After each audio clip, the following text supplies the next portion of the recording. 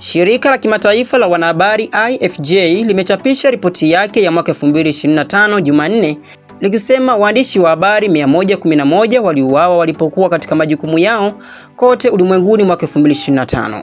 Kati ya idadi hiyo, vifo 51 vilirekodiwa huko Gaza. Wafanyakazi 9 wa vyombo vya habari waliuawa barani Afrika mnamo mwaka 2025. Kwa mara nyingine tena, Sudan ilikuwa ni kitovu cha mauaji ya waandishi wa habari katika eneo hilo na kusababisha vifo 6 kati ya vifo hivyo.